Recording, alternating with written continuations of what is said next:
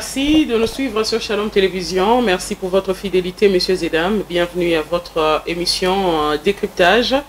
Nous allons parler des questions en rapport avec la justice, mais aussi quelque peu en rapport avec la politique. Affaire Boukangalonzo à la Cour constitutionnelle, le verdict initialement prévu pour le mercredi 14 mai dernier sera rendu.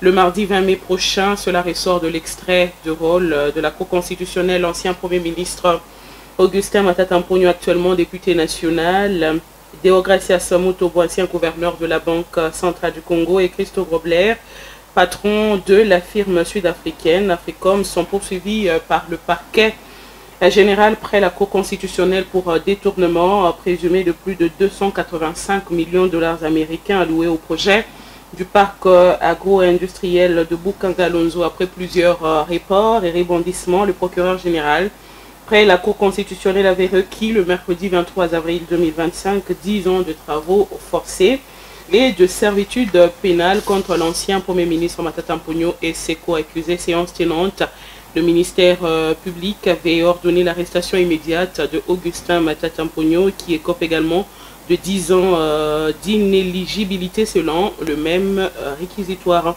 La Cour a jugé les prévenus par défaut suite à leur absence ou leur refus de comparaître lors de la dernière audience. Deuxième information, l'ancien chef de l'État, l'ancien président de la République Joseph Kabila Kabange, pourrait subir des poursuites judiciaires. Mise en place jeudi 15 mai 2025 dernier d'une commission technique qui dispose de 72 heures pour examiner en profondeur le réquisitoire de l'auditeur général des FRDC demandant la levée des immunités du sénateur à vie Joseph Kabila Kabange et ancien président de la République. C'était après lecture du dit réquisitoire et débat général. Le Sénat a donc entamé le jeudi dernier à huis clos l'examen du réquisitoire de l'auditeur général des FRDC demandant donc la levée des immunités du sénateur à vie et président de la République honoraire Joseph Kabila Kabange. La loi portant statut des anciens présidents élus exige que la perspective de faire lever les immunités d'un ancien chef de l'État, un ancien président de la République, passe par le Congrès. D'où la question: pourquoi c'est le Sénat qui se tient à examiner cette question? Matata Mponyo est-il en train de subir un acharnement politique? Ce sont des questions qui se posent, et pour en parler ce soir, je reçois deux journalistes, mais également un expert en droit. Le premier journaliste, c'est monsieur Ange Chimpaka. Ange, bonsoir et bienvenue. Oui, bonsoir madame, bonsoir à tous ceux qui nous regardent en ce moment, et surtout les amoureux de cette belle émission. Merci d'avoir répondu à notre invitation. Merci. Le deuxième journaliste professionnel qui œuvre dans le domaine de la presse, c'est monsieur Béni Rachidi. Monsieur Béni, bonsoir et bienvenue. Bonsoir madame, merci d'avoir pensé à nous. C'est toujours un plaisir de se retrouver sur ce plateau. C'est un honneur pour nous et nous vous disons merci d'avoir répondu à notre invitation. Merci infiniment. Et je le disais tantôt, nous recevons également un expert en droit. Il s'agit de Maître Modeste Bétou, avocat au barreau à Dio Katanga, je pense. Maître, bonsoir et bienvenue. Bonsoir madame, bonsoir à Shalom Télévision et merci de nous avoir associés dans ces débats. Maître, nous vous disons merci d'avoir répondu à notre invitation. C'est moi qui vous remercie. Voilà. C'est avec ces trois personnalités, deux qui œuvrent dans le domaine de la communication de masse et une personnalité qui œuvre dans le domaine de droit, que nous allons traiter de ces deux questions. Nous commençons par l'affaire Boukangalonzo avec l'ancien Premier ministre Matata Mponyo. La Cour constitutionnelle s'était déclarée, vous le savez, Ange, je commence avec vous. La Cour constitutionnelle s'était déclarée incompétente en 2021 pour juger un ancien Premier ministre en dehors de l'exercice de ses fonctions, mais cette même Cour, contre toute attente, est revenue sur sa propre décision et s'est saisie du dossier Boukangalonzo avec ce revirement. La procédure, selon vous, comment vous trouvez la procédure? Est-elle irrégulière ou pas? Merci beaucoup de la question, madame. Je pense que je ne serai pas peut-être, ou je ne pourrai pas me focaliser dans le domaine juridique. Je vais beaucoup plus primer, essayer de la primaire à l'expert en la matière. Et je vais parler en tant que journaliste selon mes propres analyses et aussi les constats faits depuis 2021. Vous le savez très bien, comme vous l'avez même déjà dit là-bas. Et le fait, Matata Ponyo, autrefois sur le plateau, je m'étais encore posé la même question, de savoir si aujourd'hui, la Cour constitutionnelle se déclare incompétente de juger un ancien Premier ministre. Alors, on dirait peut-être qu'il y a certaines personnalités dans ce pays qui peuvent être, ou qui se cachent derrière les textes légaux de la République, où il y a certaines personnes là, à partir des textes bien élaborés, lors de leur passage dans des différentes fonctions de l'État, se cachent, ou peut-être ces personnalités-là trouvent le moyen de mieux se privilégier, d'esquiver peut-être l'État via sa justice. Alors, je pense que l'affaire est revenue aujourd'hui, c'est la même justice qui s'était déclarée incompétente. La même justice est encore revenue sur les mêmes faits pour se déclarer encore compétente de juger un ancien Premier ministre. Et vous le savez bien, avant même qu'on aboutisse ou avant qu'on arrive à l'étape où l'on est aujourd'hui, Matata Ponyo avait déjà accepté de répondre à la justice et lui-même s'est présenté à chaque fois qu'on avait toujours besoin de lui. Alors, à la dernière minute, nous avons constaté que via l'Assemblée, le Parlement congolais, Matata a eu quand même cette édutesse-là de ne plus encore se représenter devant son juge naturel. Alors, moi, je suis en train de me poser une question, de savoir aujourd'hui si les hommes politiques sont en train de se servir de l'argent des contribuables congolais, et sans toutefois peut-être réfléchir, où ils peuvent tout faire, quoi que ce soit, mais normalement, c'est que nous pouvons attendre aujourd'hui que la justice soit faite. Mais quel type de justice? Que la justice soit rendue d'une manière impartiale. Qu'on ne puisse pas peut-être que cela ne soit pas de l'acharnement politique, comme autrefois. Matata Ponyo le disait, le chantait qu'il a été contacté pour intégrer l'Union sacrée de la nation, et parce qu'aujourd'hui, c'est l'Union sacrée qui a presque toutes les institutions entre ses mains. Et lorsqu'il a refusé, à cause de son refus, voilà qu'il s'est vu encore que le... Il parle de l'acharnement politique. Hein. Il parle de l'acharnement politique. La justice est instrumentalisée. Voilà, dans ce sens-là. Et vous savez pourquoi ce qu'il peut le dire? C'est parce que en faisant le constat, vous allez voir que plusieurs dossiers étaient déjà devant les juges, mais surtout que quelques personnalités qui ont été aussi citées dans des différents dossiers se retrouveraient, ou d'autres se retrouvent de l'obédience de l'Union sacrée de la nation. Et ces gens-là, vous allez voir que presque tous les dossiers qui étaient déjà en cours d'audition, en cours d'examen, sont déjà mis aux arrêts. Donc on se pose des questions. Peut-être du côté Matata, c'est parce qu'il a refusé d'intégrer l'Union sacrée de la nation. C'est parce que peut-être il a refusé d'accepter la métendue par l'Union sacrée et par le président Tshisekedi. Mais normalement, pour l'instant, le vœu de mon cœur est que la population congolaise soit éclairée. Et quant à l'argent qui serait détourné par Matata Ponyo à l'époque, parce qu'aujourd'hui, bien que la justice n'a pas encore rendu son verdict, nous ne pouvons pas dire que Matata Ponyo c'est lui qui avait détourné, il est coupable à ce dossier. En tout cas, on peut seulement patienter, voir. Le 24, ce n'est pas loin, je pense que c'est le 24 ou le 23. Le 20. Le 20, ce n'est pas... Je pense que c'est d'ici le mardi. Alors on pourra essayer un peu de voir qu'est-ce qui sera dit par la justice quant à ces sujets. Voilà, et donc messieurs et dames, dans cette émission, ce soir, nous aurons deux regards. Le regard de la presse et celui de la justice avec Maître Modeste Betou qui est avec nous sur ce plateau et dans ce studio. Monsieur Béni Rachidi, comment trouvez-vous cette procédure, vous en tant que professionnel de la presse et nous qui traitons de ces infos-là, comment trouvez-vous cette procédure, ce revirement ici de cette affaire de Bukanga Lonzo avec l'ancien Premier ministre Matata Ponyo, parce qu'ici nous mettons l'accent beaucoup plus sur lui, nous ne regardons pas trop les autres comme Christo, vous voyez, nous sommes ici avec l'ancien Premier ministre de la République, actuellement député national, qui bénéficie des immunités parlementaires avant qu'il ait été sénateur. Voyez-vous, comment vous trouvez la procédure? N'est-elle pas irrégulière selon vous? Alors, je crois que l'affaire, je vous remercie madame pour la question, je crois que l'affaire est traitée devant la plus haute cour, c'est la Cour constitutionnelle. Et lorsqu'on sait, la Cour constitutionnelle, elle a aussi ce rôle d'interprétation des textes. Et lorsque on reconnaît sur le plan constitutionnel à cette Cour d'interpréter les textes, donc elle est mieux placée pour ne point tomber dans une quelconque erreur quand ça concerne les particularités juridiques.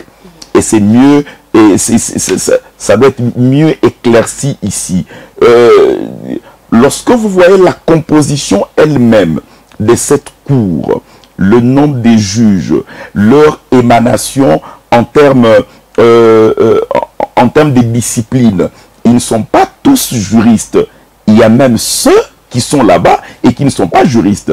Il faut les dire ici devant ce plateau. Okay. Et il y a ceux qui émanent de l'Assemblée nationale, il y a ceux dont l'émanation est le Conseil supérieur de la magistrature, il y a des quotas au niveau institutionnel. Alors on reconnaît à ces gens-là, à cette équipe, de la sagesse pour traiter des dossiers de profondeur quand ça concerne le droit. Je vais laisser la particularité à l'expert invité. Mais je crois, à mon humble avis, l'aspect incompatibilité ne doit pas plus faire surface dans nos analyses pour condamner un procès qui se tient devant une cour elle-même qui est censée lire le droit. Lorsqu'aujourd'hui, par exemple, une loi pose problème quant à sa compréhension, quant à son orientation, ou peut-être aussi son interprétation, l'institution par excellence qui a reçu un mandat légal sur le plan constitutionnel, c'est cette cour-là. Et lorsqu'elle se décide de juger ou de traiter une affaire du Premier ministre, bien que certains juristes, on est ici aussi dans une... dans un contexte un peu... je ne veux pas parler des contextes, okay. Mais on est ici aussi dans une orientation écolière, parce que il y a des juristes qui ont un autre point de vue en ce sens, et il y a des juristes aussi qui condamnent l'action. Mais la réaction du président de la Cour constitutionnelle quant à la requête du président de l'Assemblée nationale vient mettre les choses au clair. Monsieur Caméré, qui voulait lever la voix en tant que chef institutionnel contre la procédure qui n'a pas été respectée, mais bien le président du Conseil supérieur de la magistrature, qui est le président de la Cour constitutionnelle, a réagi en exhibant au président de l'Assemblée nationale des preuves qui donnent quitus à son institution de juger une telle affaire. Mais quittons l'aspect compatibilité. En vous entendant parler, M. Béni, on dirait que la Cour constitutionnelle, selon vous, elle ne peut pas commettre d'erreur, donc nous devons tout lui concéder. Non, c'est-à-dire que quand on parle de Cour constitutionnelle, on est dans une approche institution. Et quand on est dans une approche institution, l'on s'est dit c'est dirigé... Voilà même le nombre. Ce n'est pas une personne, madame. Il faut voir le nombre par personne interposée, mais aussi par calcul statisticien. Je voulais vous amener dans une logique arithmétique pour que vous compreniez lorsque le législateur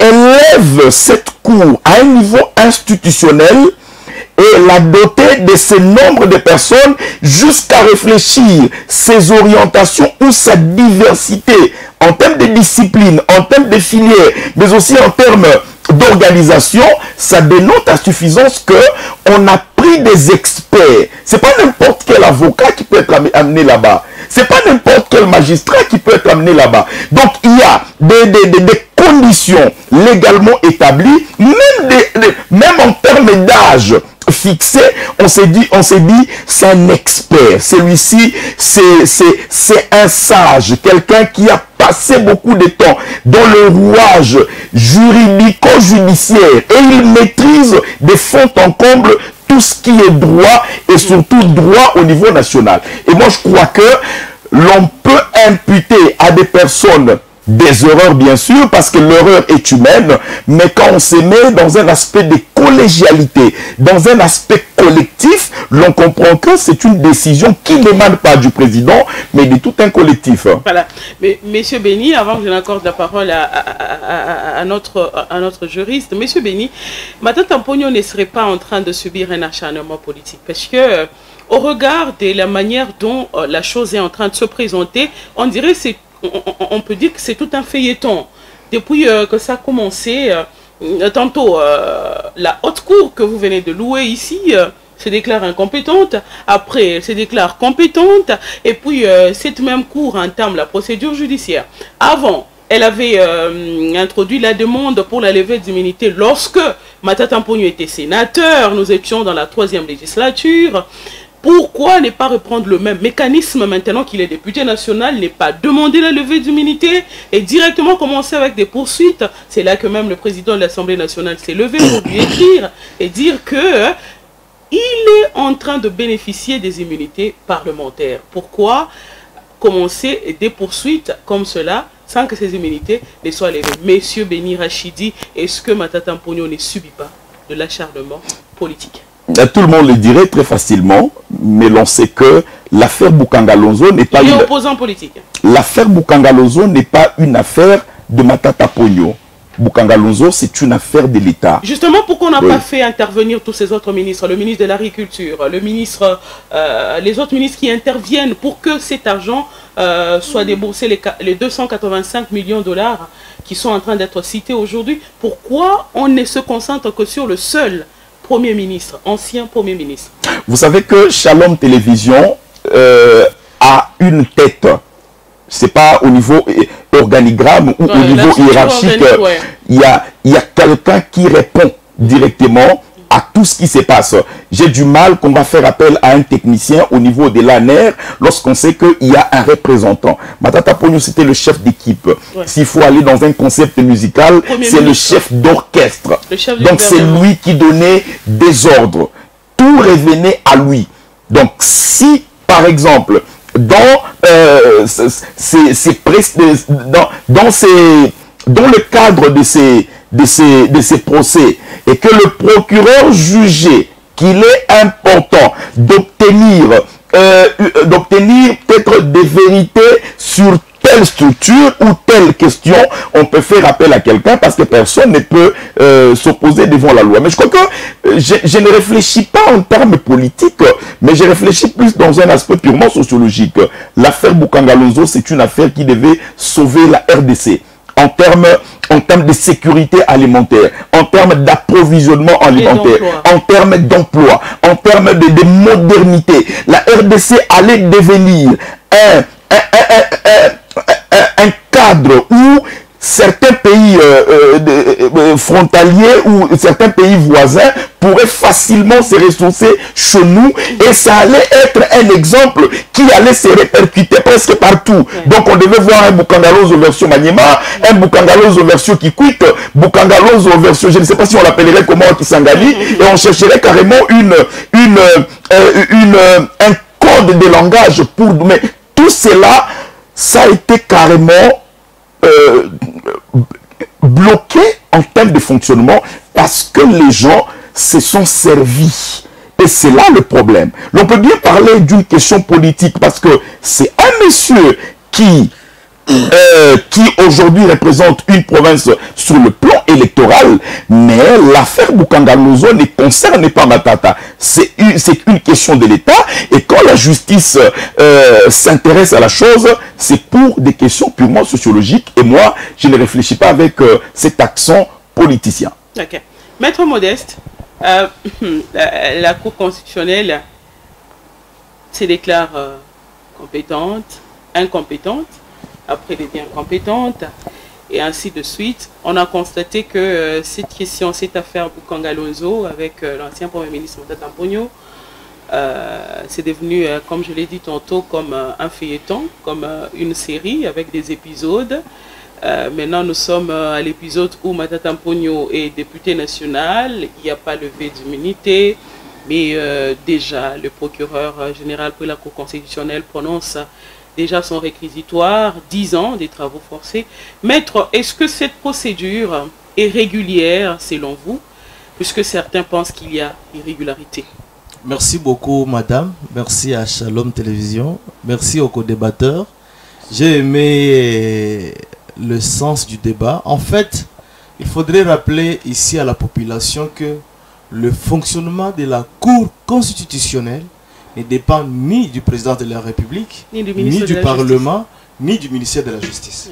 Mais il faudrait peut-être faire un distinguo parce que le ministère de la Justice a un pouvoir de donner instruction au parquet. C'est là qu'on parle de l'injonction. C'est ce qu'on appelle l'injonction. Okay. Qui dit injonction, on voit instruction à donner. Okay. Il peut leur dire le matin, écoutez, poursuivez tel. Ils exécutent parce que c'est le pouvoir lui reconnu par la loi. Je voulais ici intervenir par rapport aux deux éléments très importants. Le premier élément, c'est celui de la déclaration des compétences, et puis c'est devenu compétent, et puis par rapport aussi à la levée des immunités. Je crois que toute juridiction de droit a un pouvoir non seulement des procédures de révision d'un jugement ou d'un arrêt, mais aussi un pouvoir de correction d'erreurs matérielles. Donc il faudrait rappeler ici à la population que nous, les praticiens du droit, nous savons que lorsqu'il y a une décision prononcée par une juridiction de droit et que la décision est entachée de certains mensonges, de certaines faussetés, la juridiction qui a prononcé la décision est dans le pouvoir de revenir sur sa décision pour corriger les erreurs matérielles. Ça, c'est le premier aspect. Le deuxième aspect aussi, il faudrait rappeler ici à la population qu'il existe une voie de recours qu'on appelle la révision d'une décision. Vous vous rappelez Lumumba qui a été condamné, plutôt Kimbangu qui a été condamné à perpétuité. Kimbangu n'est plus. Mais il faudrait rappeler ici à la population que c'est lors de mandat de Joseph Kabila que la Cour est revenue sur la décision qui avait condamné Kimbangu en 1921. Vous voyez les cas. Et pour déclarer Kimbangu innocent et dire que non, c'était des erreurs et on ne pouvait pas le condamner. Il faudrait rappeler aussi que de la même manière qu'il y avait M. Katumbi qui était condamné, on était revenu sur la décision pour le déclarer qu'il y avait des erreurs. Donc il n'y avait pas lieu de le condamner et il était innocenté. Et donc notre justice commet trop d'erreurs alors? Non, non, ce n'est pas notre justice. Vous savez, il faudrait rappeler ici, madame, que la justice dépend des faits que vous l'apportez. Ok, nous sommes dans la factualité. Exactement. La justice, quand vous vous êtes battu chez vous à la maison, la justice n'est pas là. Mais vous vous réveillez le matin, vous dites, je vais aller porter plainte. Je vais aller accuser. C'est-à-dire, ici, vous venez porter plainte. Vous venez accuser X ou Y devant la justice. Et la justice fonde, ou la justice place sa décision sur base des éléments que vous l'avez présentés. C'est-à-dire, ce que vous l'avez présenté, la justice regarde que dit la loi, et la justice vous donne la loi, elle vous donne les droits. Donc, c'est pourquoi il y a un concept de droit qu'on dit, donne-moi les faits, et moi je vous donne les droits. Nous, nous donnons à la justice les faits, et c'est à lui de nous dire les droits. Il donne la justice. Il dit ce qui est juste. Alors, mais s'il arrivait que plus tard, la justice a de nouveaux éléments, dans le délai requis, parce qu'il y a un délai pour lequel il faudrait revenir sur une décision, en correction d'erreurs matérielles. Alors, lorsque la justice trouve que non, qu'après quelques temps, on lui rappelle que non, la vérité qui vous a été donnée n'est pas celle-là. Avec d'autres preuves qui mettent en doute, ce que vous avez dit, ce qui a été dit, la justice revient sur sa décision. Parce que la justice a une mission d'être une véritable justice. Dans le cas d'espèce, vous avez à l'époque une cour constitutionnelle, avec à sa tête Badi Banga, comme président de la cour, et le président de la chambre, qui avait condamné Matata, qui avait déclaré la cour incompétente. Vous savez, madame, moi-même personnellement, à cette époque, j'avais dit, c'était une honte pour notre justice. Il y avait une honte. Parce que il faudrait rappeler aux Congolais ici que la justice fonctionne sur base de faits lui présentés. C'est-à-dire, la justice aussi fonctionne dans le temps et dans l'espace. Nous pouvons être en 2021, en 2022, en 2023, mais on amène devant la justice des faits de 2013, de 2012, je ne sais pas de quelle année encore. La justice, quand elle poursuit la personne, ce n'est pas par rapport à ce qu'est la personne aujourd'hui. C'est par rapport à ce que la personne a fait à cette époque-là. C'est-à-dire la justice se fonde dans l'espace et dans le temps. Dans le cas de Matata Mpogno, lorsqu'il était poursuivi. Ouais. Il y a certains qui ont même commencé à tâtonner. Non, c'est un ancien Premier ministre. Il faudrait rappeler aux Congolais ici que en République démocratique du Congo, il n'existe pas une fonction qu'on appelle ancien Premier ministre. Non. Ah. Soit vous êtes Premier ministre, soit vous ne l'êtes pas. Il existe peut-être une fonction d'un ancien chef de l'État, mais qui n'est pas une fonction de droit. C'est-à-dire, vous n'avez pas un bureau dans lequel, avec attribution, où vous exercez. Non. Titre honorifique. Hein. C'est un titre honorifique. De même avec l'ancien Premier ministre, ça n'existe pas. Maître, parlons de la levée d'immunité. Exact, je vais y arriver. C'est comme ça qu'à l'époque, je vais y arriver, madame, pour la levée des immunités. Je voudrais clôturer ce sujet-là pour dire que, effectivement, il s'agit d'un Premier ministre de 2013 qui a posé des actes en tant que tel. Qui n'est plus en fonction. Oui, même s'il n'est pas en fonction. Mais par rapport aux actes, écoutez, madame, on ne le poursuit pas par rapport aux actes qu'il a commis quand il est enseignant à l'université ou par rapport aux actes qu'il a commis quand il est au Sénat, mais c'est par rapport à une période bien précise où il assume les fonctions de Premier ministre. Voilà pourquoi la seule juridiction compétente de poursuivre les Premiers ministres, quand on dit Premier ministre en fonction, c'est par rapport au temps. C'est là où les gens ne comprennent pas la mathématique judiciaire. C'est par rapport à ce temps-là. C'est comme ça que Matata Mponyo était et devrait être poursuivi par la Cour constitutionnelle. La levée des immunités, madame. En droit, on ne peut pas lever des immunités 2 fois, 3 fois dans une affaire. Maître, nous avons changé de législature. Nous étions dans la 3e législature. Il était sénateur. Madame, il était sénateur. La justice ne connaît nous pas les législatures. Aux élections, non, il est devenu député national. La justice ne dépend pas des législatures. Ça, il faut rappeler aux gens. Donc, que ça soit changement de législature. Non, c'est aujourd'hui législature 2010. Ça n'a rien à voir avec la justice. La justice fonctionne sur base des faits et de la loi. Point barre. Pas sur base de la législature. Ça, c'est politique. Non, mais changement de législature est politique. Ça n'a rien à voir avec la justice. Maître. Oui, madame. Quelle loi? Il n'y a pas. Il n'y a pas de loi qui dit que quand il y a une nouvelle législature, parce que j'ai entendu, j'ai du respect pour le président de l'Assemblée nationale, il n'existe aucune loi qui dit quand il y a changement de législature et qu'il y a une procédure judiciaire en cours contre un individu, il faudrait lever les immunités. Ça n'existe pas. On ne peut pas lever les immunités 2 fois dans une même affaire. La levée des immunités concerne une affaire. Dès lors qu'il y a levée des immunités, quand on poursuit Matata Mponyo et que on a sollicité, à l'époque il était sénateur, dès lors qu'il y a levé les immunités, il y a la levée des immunités, dès lors que l'action publique est mise en mouvement, c'est fini. Même s'il va devenir X, Y, Z, ça n'a rien à voir avec la procédure en cours. C'est-à-dire on continue à les poursuivre. Parce qu'on ne peut pas, aujourd'hui on poursuit, on a déjà levé les immunités, et demain on revient encore pour dire lever les immunités. Non, la levée des immunités sur une affaire, c'est fait une seule fois. Sauf s'il y a un nouveau dossier contre Matata Mponyo, à ce jour.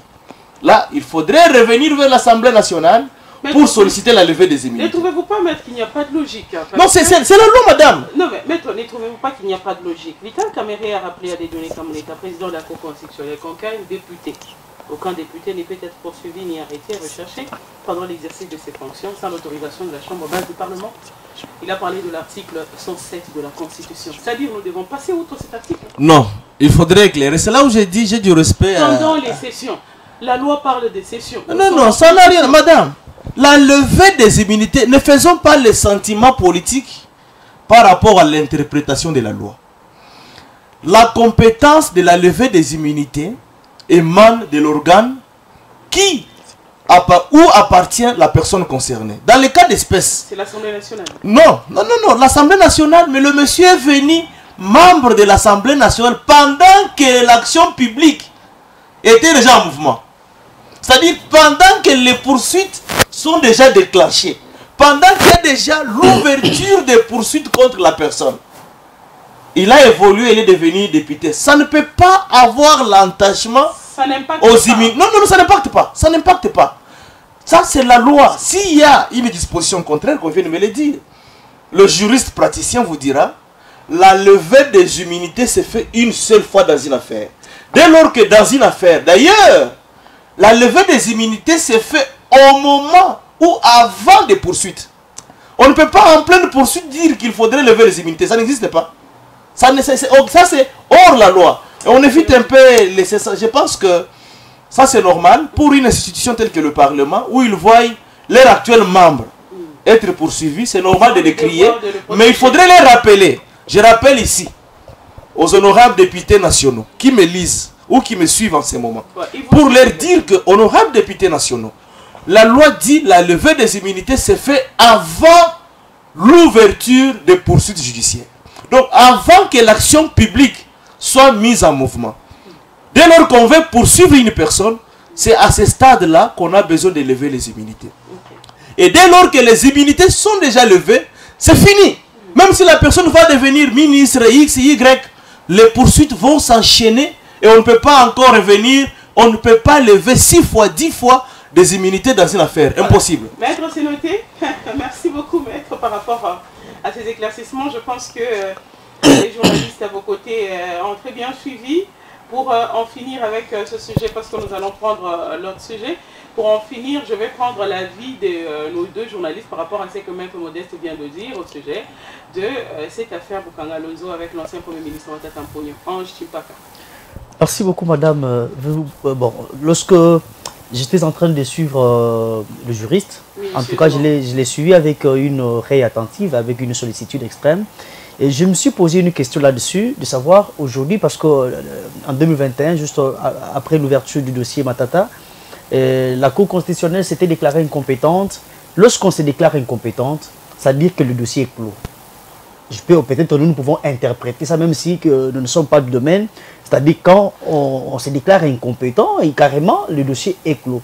Et lorsqu'il faudrait maintenant revenir, peut-être pour revoir certains textes déjà, au niveau de la Cour constitutionnelle, les mêmes juges reviennent, ou la même haute cour revient encore sur le même sujet pour dire que non, voilà, nous sommes maintenant compétents. C'est-à-dire, c'est comme si on reprend maintenant le dossier encore à zéro. Alors, lorsqu'on reprend maintenant le dossier à zéro, est-ce dans ce sens-là? Oui, c'est ça au moins une question. C'est peut-être parce que nous cherchons la logique dans les choses. Parce que nous voyons que dans notre République démocratique du Congo, le problème avec nous, c'est quoi? C'est la lecture des textes. Le problème avec nous aujourd'hui, c'est juste l'interprétation des textes. C'est peut-être là que vous allez constater qu'il y a des petits conflits interinstitutionnels entre le Parlement congolais et aussi la haute cour constitutionnelle. Ouais, ça tire à boulet rouge. Voilà. Hein. Le dossier était déjà clos, à vrai dire, c'est-à-dire quand la cour constitutionnelle a déclaré. Est-ce que dans ce sens ici, est-ce que la cour constitutionnelle ne pourrait-elle pas revenir auprès du Parlement, déclarer une fois de plus encore des poursuites, des poursuites et l'autorisation des poursuites auprès du Parlement congolais. C'est ça au moins la question que je me suis posée. Mais une chose aussi grave, c'est que lorsque les politiques sont encore dans les affaires, ils cherchent à se couvrir. Ils cherchent à couvrir leur survie, même après les fonctions qu'ils occupent pendant qu'ils sont encore dans les affaires. C'est ce que nous sommes en train de vivre aujourd'hui. Les questions de Matata Mponyo, vous allez voir que ce sont ça même les questions qu'on est en train de voir aujourd'hui au Sénat avec l'ancien président de la République. On se pose des questions aujourd'hui. Qu'est-ce que nous devons comprendre lorsque ces gens-là sont au pouvoir aujourd'hui? Ils peuvent créer des textes entre eux, peut-être en dehors de la Constitution de la République. Parce que le tout doit être régi par la Constitution. Voilà. Maître va réagir, mais en attendant, on prend directement la réaction de M. Béni. Et puis on va accorder la parole à Maître pour conclure par rapport à ce sujet. Mais M. Béni, par rapport à ce que l'allocution de Maître Modeste, les éclaircissements, qu'est-ce que vous en dites? Moi, je crois que c'est le droit.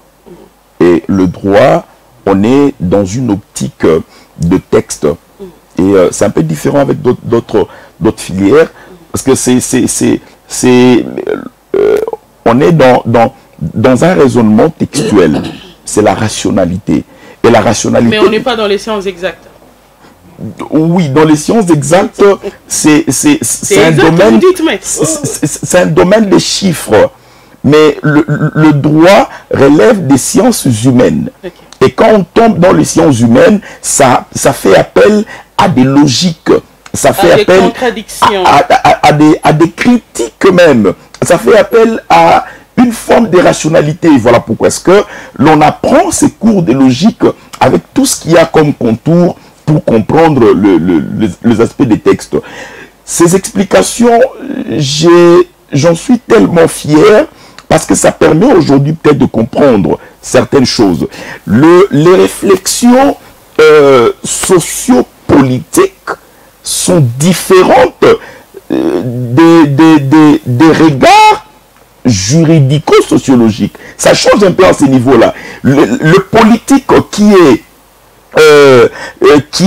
focalisé sur des contours pareillement politiciens, les juristes qui les fait en restant collés, attachés et soudés à la loi. Alors, quand on cherche à imprimer sur le politique les réalités judiciaires, l'on court derrière ce que vous avez évoqué ici, une forme de course où on a tendance à punir quelqu'un, où on a tendance vous avez utilisé un terme qui m'échappe ici, et c'est tout le monde qui va crier d'acharnement politique. Mais quand on amène, vous avez suivi vous-même Monsieur Matata Pogno devant la Cour constitutionnelle, lui-même, il est arrivé à un certain moment où toute cette habileté politique, toute cette expérience politique, tous ces grands savoirs économicaux dont il maîtrise avec des détails importants, il a compris qu'il était devant un autre monde. Donc, ce sont des réalités par moments différentes. Ce sont des réflexes qui peuvent bien sûr pousser à chacun à orienter ses idées à sa manière. Mais quand il vient de nous les dire ici, en tant qu'expert, parce que vous l'avez invité en ce sens, moi je crois que ça peut aussi permettre à plus d'une personne de comprendre. Maître, vous allez conclure rapidement pour qu'on prenne la deuxième. Il y a un élément très important que je voulais éclairer à notre co-débatteur pour lui dire que lorsqu'une juridiction se déclare incompétente, ce n'est pas pour dire que le dossier est clos. Non, ça c'est faux. Okay. Ça c'est faux. C'est-à-dire, peut-être nous parlons, vous parlez, ou disons, les gens parlent de la cour. Mais il faudrait rappeler ici, à la cour, il y a deux corps. Il y a un corps qu'on appelle le parquet, qui est l'organe de poursuite. Parce que la cour, ce n'est pas de lui-même qu'il a ouvert le dossier. Donc, il y a un organe de poursuite qu'on appelle le parquet, qui avait d'ailleurs sollicité la levée des immunités, qui avait d'ailleurs auditionné Matata, et qui est venu solliciter la condamnation de Matata devant la cour. Et lorsqu'il arrive devant la cour à l'époque de Badibanga, on lui dit non, la cour se déclare incompétente. Quand une juridiction se déclare incompétente, ce n'est pas par rapport au fond, parce que les juristes comprennent facilement. Dans une affaire devant la justice, il y a deux aspects qu'on exploite. Il y a d'abord l'aspect forme.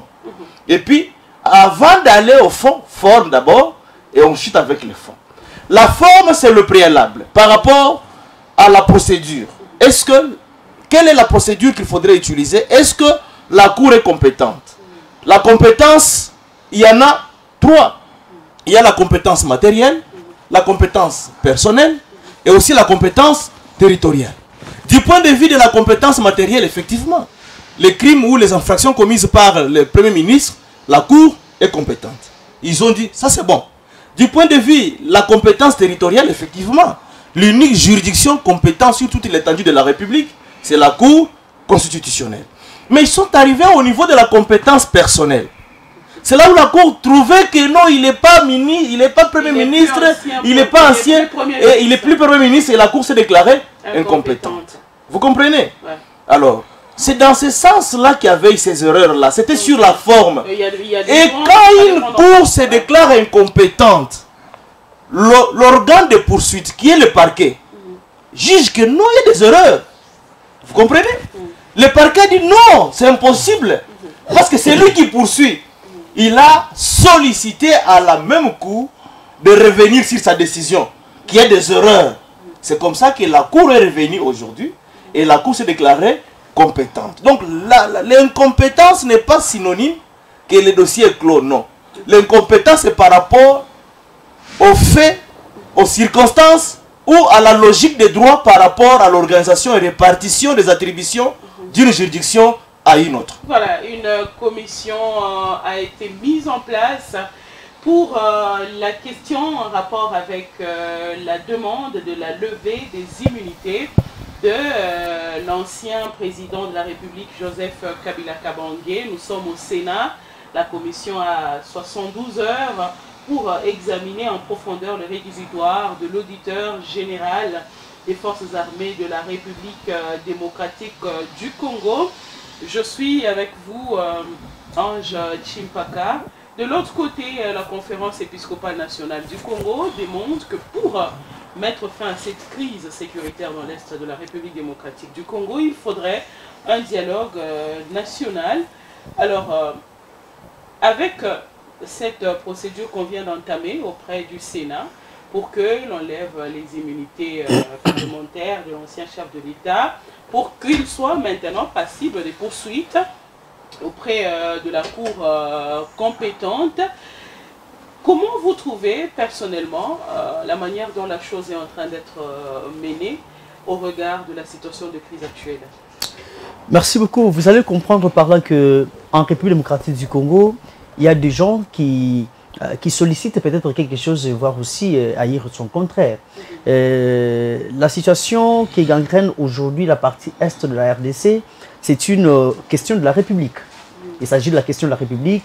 Ce sont les Congolais qui sont attaqués par l'Est. Et si vous suivez bien, lors de l'audition du réquisitoire au Sénat, vous allez comprendre qu'on a essayé un peu de faire ressusciter à des fois certaines révélations qui ont été faites lors des audiences passées avec quelques criminels qui étaient arrêtés, je pense, en 2023. En connivence avec Corneille Nangaa là-bas, qui avait cité Joseph Kabila. Alors, aujourd'hui, avec la demande de l'Église catholique, je pense que moi, je suis en train de voir qu'il y a certaines personnes aujourd'hui qui sont là peut-être pour leurs propres intérêts. La situation qui concerne le dialogue et aussi la situation de Kabila, qu'est-ce que je veux dire, des poursuites contre Joseph Kabila en tant qu'ancien président de la République, je pense que ce sont deux choses différentes. Ça, il s'agit d'un autre dossier qu'il faudrait qu'il passe devant la justice, au cas où peut-être que la justice pourrait aussi se déclarer compétente ou incompétente. Non, mais le dialogue, on aura besoin des personnalités concernées par la situation de crise. Joseph Kabila, on le déclare parrain du M23 et c'est-à-dire qu'on aura besoin de lui lors de ces dialogues. Qu'il passe devant la justice, répondre, c'est aussi une autre chose. Je pense que en ce qui concerne le dialogue, c'est pour la survie politique. Ça, c'est pour eux d'abord, vous devez le savoir, parce que dans tout ce qu'ils ont déjà fait comme dialogue, ce n'est pas la première fois que le gouvernement de la République pourrait organiser un dialogue. Ce n'est pas la première fois. Vous allez voir qu'il y a un dialogue de San City, il y a le dialogue de la Senco, toujours avec la même église catholique ici en 2016, et 2017 aussi. Vous allez voir que tous ces dialogues-là nous amènent toujours au partage des gâteaux politiques entre eux-mêmes.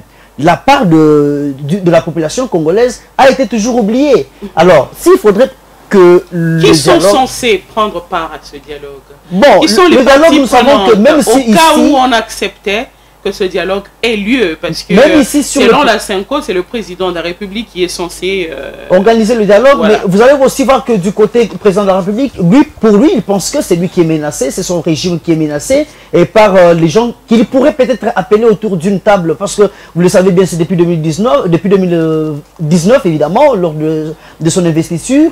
En 2023-24 encore, lors de son investiture, tu sais qu'il a tendu la main à tous les opposants pour qu'ils travaillent ensemble. Même ici, avant le lancement des consultations politiques en vue de la constitution du gouvernement d'union nationale, le président Tshisekedi a encore tendu la main à tous ces gens-là. Malheureusement, ils ont refusé. Pour nous, nous pouvons comprendre que lorsqu'ils sont en train de partir, ils s'entêtent, ils peuvent faire le bloc. À un certain moment, lorsqu'ils se retrouvent qu'ils sont déjà mis contre mur, voilà qu'ils sollicitent maintenant de dialogue pour qu'ils puissent se retrouver, qu'ils se sentent maintenant aisés dans leur guigé. Alors moi je peux dire par là qu'il n'y a pas peut-être de solution s'il faudrait passer un dialogue. Donc le dialogue ne va pas nous sortir de cette crise. Malheureusement il n'y en aura pas parce qu'aujourd'hui ce sont les mêmes personnes du côté majorité ou du côté régime Tshisekedi.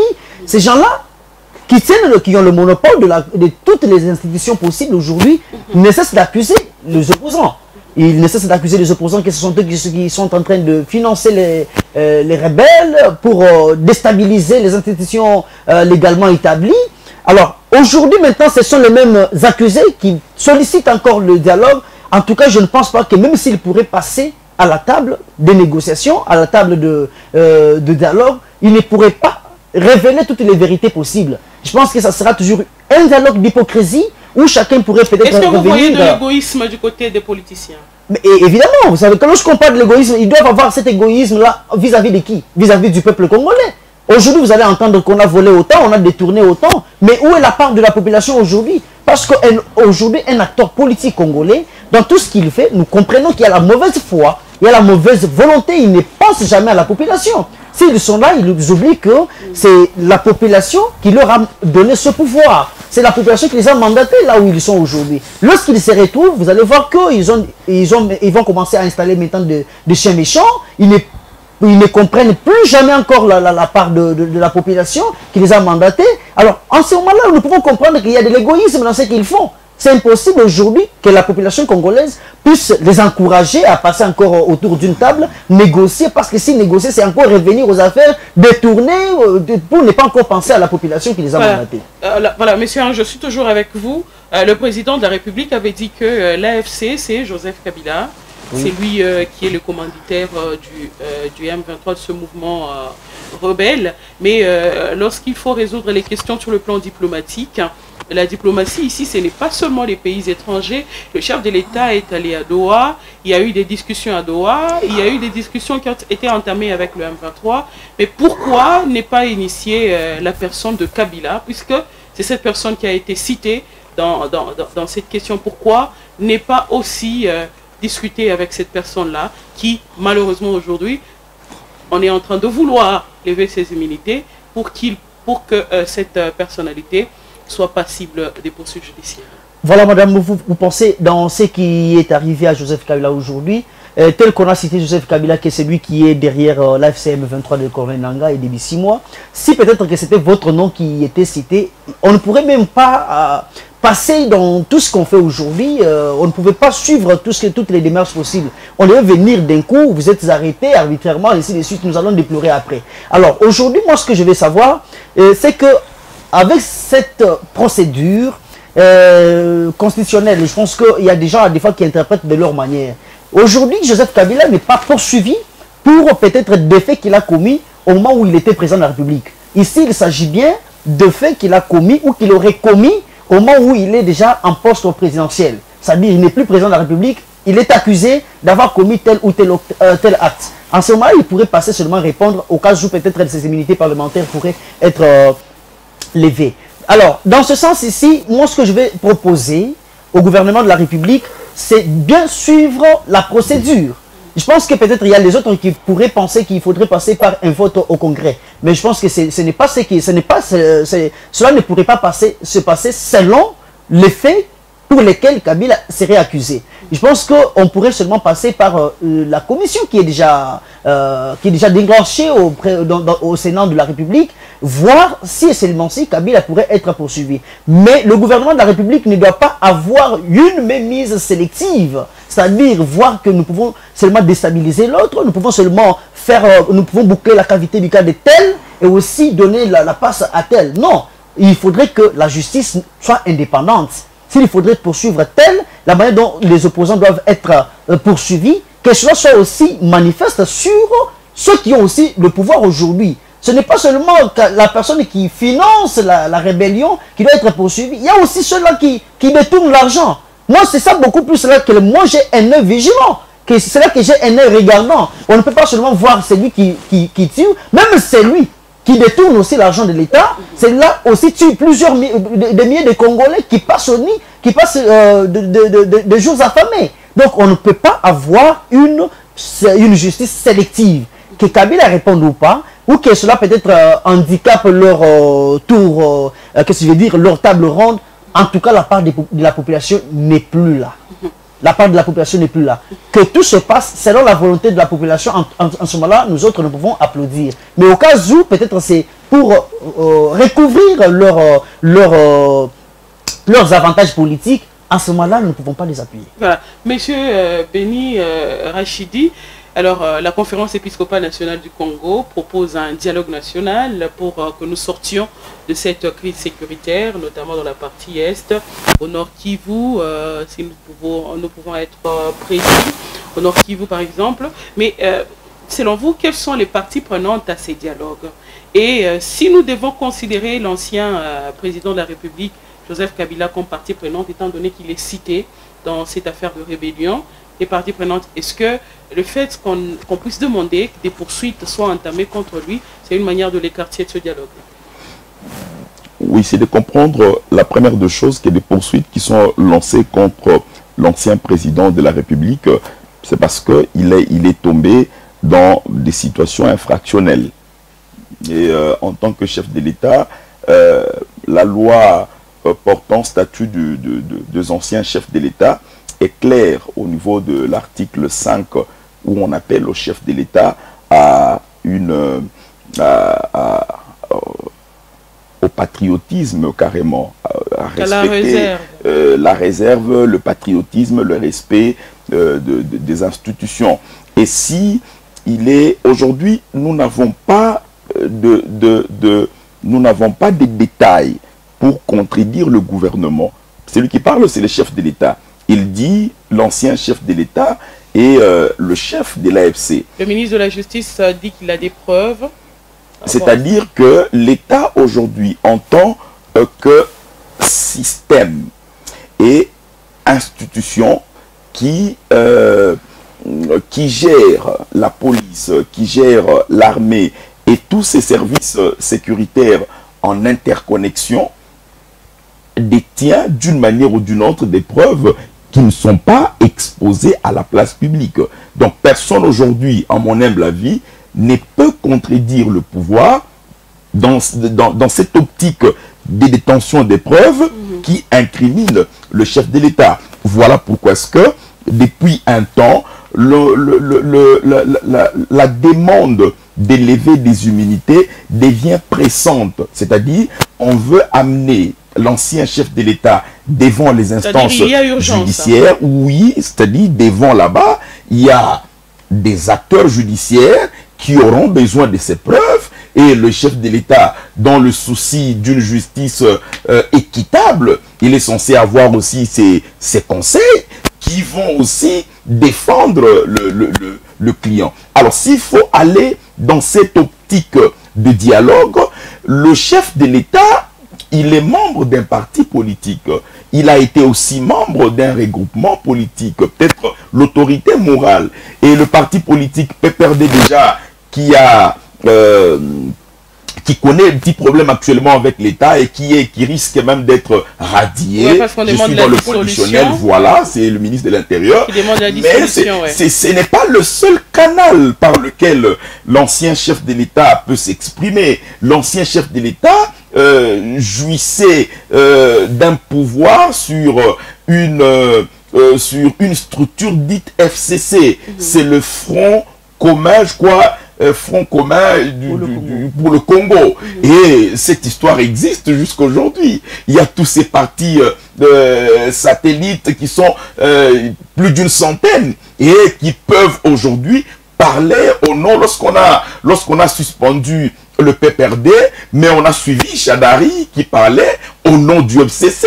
On a suivi Raymond Tchibanda, Tunga Moulongo, qui contestait certaines procédures dans la casquette FCC. Ferdinand Kambere. Ferdinand Kambere, même qu'on reconnaît dans le PPRD bouillant, mais il a parlé cette fois-ci au nom du FCC. C'est ça même la RDC avec ses réalités par moments compliquées. Et donc c'est le comble que l'on peut arrêter aujourd'hui, l'on peut mettre la main sur le chef de l'État ancien, mais il n'y a pas que lui. L'on peut, c'est-à-dire aujourd'hui, quand Ferdinand Kambere parle, mais il ne parlera jamais au nom de Shalom. Ferdinand Kambere ne parle qu'au nom de Joseph Kabila. De Joseph Kabila, PPRD. Donc le chef de l'État lui-même, l'ancien bien sûr, Joseph Kabila, est poursuivable. Pour la simple raison, si réellement la justice le prouvait, carte sur table, que le chef d'orchestre de l'AFC, c'est M. Joseph Kabila Kabongé, c'est à la justice bien sûr de le démontrer. Mais, eh bien, est-ce on va arrêter l'action de la CENCOJ. Non. Monsieur Béni Rachidi, est-ce que le dialogue va nous sortir de cette crise que nous connaissons aujourd'hui, selon votre regard? Bon, je crois qu'il faut faire il faut réfléchir avec l'histoire. La RDC, depuis Mobutu, c'est quoi? Il faut rentrer même du côté, rentrons avec Patrice Emery Lumumba, on est dans un contexte de dialogue. C'est des dialogues en série. Des dialogues par moments innombrables. Et Joseph Kabila en a utilisé plus d'une fois. La même stratégie des dialogues. Mobutu même avec le fameux conférence nationale souveraine. Mais cette fois-ci avec le contexte actuel, est-ce que ce dialogue national... On n'a pas que les dialogues là-bas, ils sont du côté Qatar. Qatar c'est le pouvoir et l'AFC. Aux États-Unis c'est le pouvoir et le Rwanda. Non. Du côté CENCO aussi, on a pris en compte tout un groupe de structures opposant pouvoir. C'est dans le souci de la paix. Je suis d'accord avec vous, c'est là que je dis. Certains pensent qu'il ne fallait pas qu'on aille avec cette procédure-là. Luanda, Doha, ainsi de suite. Il a fallu que nous puissions nous concerter ici au niveau national, que nous puissions dialoguer pour trouver une solution. C'est là que moi je vous pose la question. Est-ce que c'est en cela que nous allons réussir? Moi je crois oui, on peut réussir. Mais on ne peut pas aussi écarter les autres. On ne peut pas aussi écarter tous ces forums dont la RDC est au centre. Voilà pourquoi est-ce que pendant qu'ils sont au Qatar, il y a des autres qui étaient aux États-Unis. Pendant que les autres étaient aux États-Unis, vous avez suivi dernièrement ici, c'est l'ancien président du Nigeria, Olusegun Obasanjo, qui a été chez Joseph Kabila, chez Moïse Katumbi. Il a été chez Félix Antoine Tshisekedi. D'ailleurs, il est parmi ceux qui proposent le dialogue national. Et voilà pourquoi est-ce que ce dialogue national on ne peut pas aujourd'hui réfléchir dans le sens que c'est l'unique moyen. On tomberait, moi je crois qu'on tomberait dans le sentimental ou par moment dans l'émotionnel. L'on doit considérer ces cadres comme un moyen par excellence pour nous réunir, d'autant plus que ces prélats-là sont acceptés et ils ont cet ancrage social compte tenu de leur influence mais aussi de leur position au niveau sociologique. Mais on ne peut pas peut-être aujourd'hui ce maître Modeste qui est ici, il peut réfléchir dans une optique sociologique de réunir des avocats et créer quelque chose dans le souci encore de donner la paix. Ça peut être le journaliste dans l'UNPC ou REMAC de créer quelque chose. On ne peut pas freiner ou arrêter des initiatives constructives qui peuvent apporter la joie ou la paix pour que cesse cette histoire de guerre. Tous les moyens sont possibles, mais l'impunité, non. Voilà. Maître Modeste Bétou, la loi portant statut des anciens présidents élus exige que la perspective de faire lever les immunités d'un ancien président de la République passe par le Congrès, mais ici, l'auditeur général militaire, l'auditeur général des FARDC, a présenté son réquisitoire auprès du Sénat et le Sénat a entamé même l'examen de ce réquisitoire-là. Une commission a été mise en place à qui on a accordé pratiquement 3 jours pour examiner en profondeur ce réquisitoire-là. On n'est pas en violation, maître? Merci beaucoup, madame. Dire qu'on est en violation, c'est un peu compliqué ou un peu difficile. Je voulais peut-être lire la soi-disant disposition. La soi-disant. Oui, la disposition des statuts d'ancien chef d'État. Okay. Il dit ceci.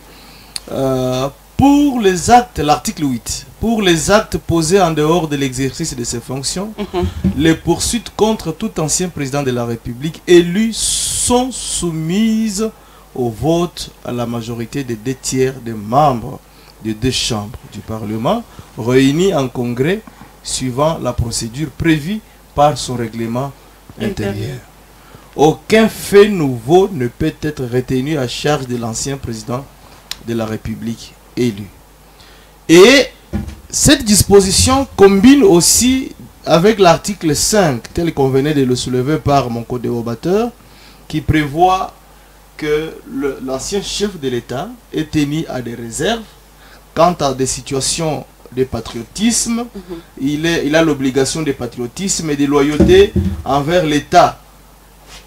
Implique une disponibilité permanente à faire membre, montre d'une fidélité sans faille envers la nation. Et vous allez comprendre ici qu'il est aussi prévu à l'article 9 qu'en matière de crimes contre la paix et la sécurité de l'humanité commis par tout ancien président de la République élu, les juridictions nationales ont priorité sur toute juridiction internationale ou étrangère.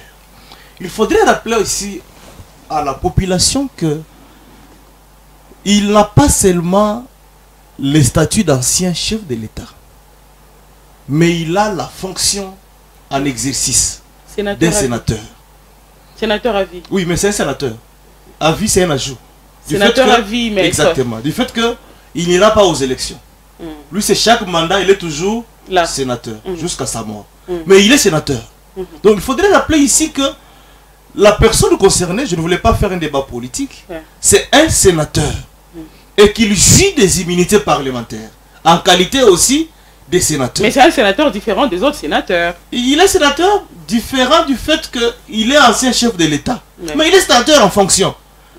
Parce que vous pouvez être ancien chef de l'État, mais vous n'exercez pas la fonction de sénateur. Ah, là c'est fini. Là c'est autre chose. Vous comprenez? Mais le cas du président Kabila, c'est un sénateur en fonction. Rappelez-vous que lorsqu'on a appelé à tous les sénateurs de se présenter au Sénat, il s'est présenté. Il a déjà siégé maintes fois au Sénat. Il est différent avec un ancien chef de l'État qui n'exerce pas. Qui n'exerce aucune fonction politique. Mais dans notre pays, c'est le tout premier, maître. Oui, mais c'est ça la loi, madame. Nous sommes en droit. On ne parle pas d'un sénateur qui fait sa vie, qui ne s'occupe pas de la politique. On n'a pas affaire à cet ancien chef de l'État. Mais si on a affaire à un ancien chef de l'État, mais qui a priori exerce la fonction d'un sénateur. Et qui est sur les listes de qui siège. Et qui est même sur la liste des sénateurs qui sont payés. Chaque fin du mois, il reçoit les émoluments en tant que sénateur. Il est différent avec un ancien chef de l'État qui ne siège pas. Et dans le cas d'espèce, puisqu'il s'agit de poursuites, avant d'arriver au Congrès, il faudrait commencer d'abord par lever les immunités de sa qualité de sénateur. Et le parquet exerce les poursuites. Et quand il faudrait... Mais la loi maître dit que la perspective de lever d'immunité doit venir effectivement... Mais ici, on n'a pas encore... Vous savez qu'il a des qualités. Madame, faisons les distinguos. Il a des qualités. Et sénateur à vie. Il est sénateur à vie. Et ancien chef de la République. Voilà. C'est-à-dire ici, on a entamé la procédure pour la première qualité, qui est sénateur, praticien. Il porte même son écharpe de sénateur, il siège, il fait toute activité de Sénat. Quand bien même que moi je condamne beaucoup de laxicité, il y a des sénateurs qui s'absentent, mais il n'y a aucune sanction, bon, ça c'est autre chose. Alors, il faudrait d'abord commencer par lever les immunités de sa qualité de sénateur. Et quel est l'organe compétent? C'est le Sénat.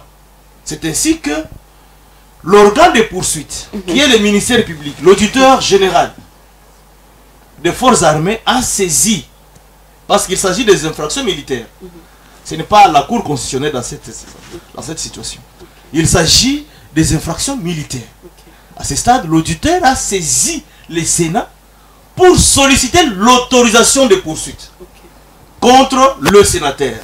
Dès lors que ces débats au niveau du Sénat, on a fini avec cette phase de lever des immunités, on peut maintenant réfléchir quant à la question de sa qualité d'ancien chef de l'État.